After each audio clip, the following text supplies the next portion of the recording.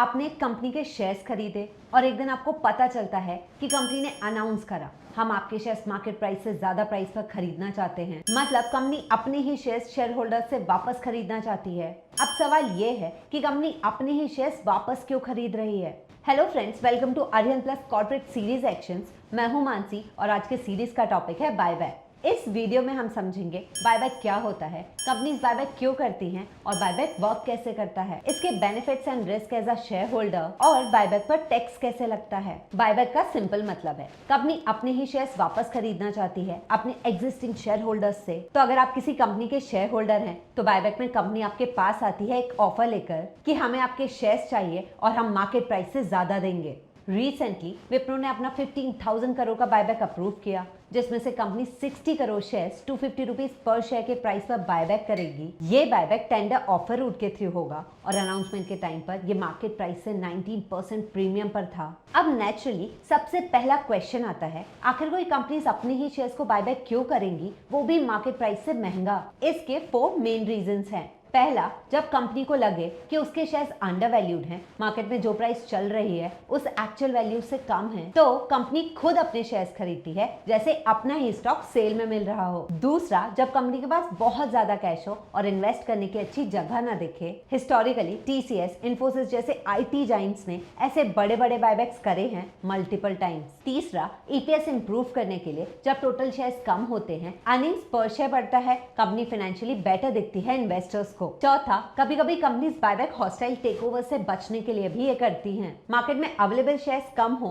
तो outsider investor easily control नहीं ले सकता। लेकिन एक बात ध्यान रखिए, कुछ कंपनीज बायबैक सिर्फ इसलिए करती हैं ताकि नंबर्स अच्छे देखें बिना एक्चुअल बिजनेस इंप्रूव किए, या वो सिर्फ शॉर्ट टर्म में शेयर प्राइस सपोर्ट करने के लिए भी बायबैक अनाउंस करती हैं। तो हर बायबैक ब्लाइंडली अच्छा नहीं होता, बिजनेस फंडामेंटल समझना इक्वली इंपॉर्टेंट है। रिटेल इन्वेस्टर्स के लिए सबसे कॉमन और रेलेवेंट रूट होता है टेंडर ऑफर। इस वीडियो में हम टेंडर ऑफर बायबैक को फोकस करेंगे। टेंडर ऑफर बायबैक में कंपनी एक फिक्स्ड प्राइस पर ऑफर करती है जो अक्सर मार्केट प्राइस से प्रीमियम पर होता है। कंपनी एक रिकॉर्ड डेट अनाउंस करती है, उस रिकॉर्ड डेट पर जिन इन्वेस्टर्स के पास कंपनी के शेयर्स डीमैट अकाउंट में होते हैं वो उस बायबैक में टेंडर ऑफर के थ्रू पार्टिसिपेट कर सकते हैं। अब आता है important concept, tendering. Buyback open होने के बाद शेयर होल्डर्स अपने शेयर्स कंपनी को टेंडर कर सकते हैं, यानी ऑफर कर सकते हैं बायबैक के लिए। लेकिन यहाँ एक इंपॉर्टेंट कैच है, यूजुअली कंपनी जितने शेयर्स बायबैक करना चाहती है उससे काफी ज्यादा शेयर्स इन्वेस्टर्स टेंडर कर देते हैं। इसीलिए आपको यहाँ जानना जरूरी है एक्सेप्टेंस रेशो।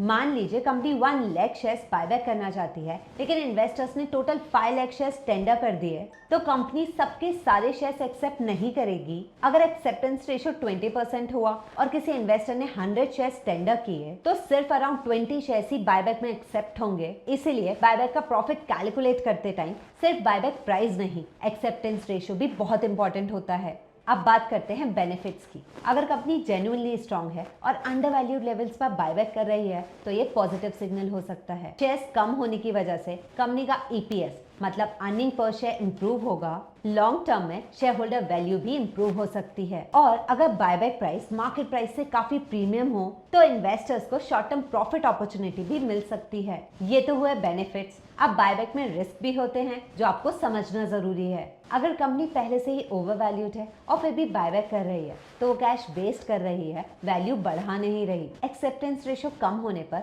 एक्सपेक्टेड रिटर्न उतना नहीं मिलता जितना लगता था, और कभी कभी बायबैक के बाद शेयर प्राइस गिर भी जाती है अगर फंडामेंटल स्ट्रांग नहीं है। इसीलिए बायबैक अनाउंसमेंट को देखकर बिना सोचे पार्टिसिपेट मत कीजिए, पहले देखिए कि कंपनी आखिर ये क्यों कर रही है। बजट 2026 के बाद यानी 1 अप्रैल 2026 से नॉर्मल रिटेल शेयर होल्डर्स के लिए बायबैक गेन्स कैपिटल गेन्स की तरह टैक्स होते हैं। अगर आपने शेयर्स 12 मंथ्स या उससे कम टाइम के लिए होल्ड किए हैं तो profit short term capital gains यानी एसटीसीजी माना जाएगा। लिस्टेड इक्विटी शेयर्स के केस में एप्लीकेबल कंडीशंस मीट होने पर एसटीसीजी टैक्स रेट 20% होता है। फॉर एग्जांपल, अगर बायबैक से आपको 12,000 रुपीज का प्रॉफिट होता है तो 20% के हिसाब से टैक्स 2,400 रुपीज होगा। नेट प्रॉफिट अराउंड 9,600 रुपीज बचेगा एक्सक्लूडिंग सेस एंड सरचार्ज। अगर आपने शेयर्स 12 मंथ्स या उससे ज्यादा होल्ड किए हैं तो profit long term capital gains यानी LTCG माना जाएगा। LTCG पर टैक्स रेट 12.5% होता है, लेकिन लिस्टेड इक्विटी शेयर्स के केस में 1.25 लाख तक के annual eligible long term capital gains exempt होते हैं। ये एग्जेम्पशन सिर्फ बायबैक प्रॉफिट पर नहीं बल्कि आपके टोटल एलिजिबल LTCG पर अप्लाई होती है।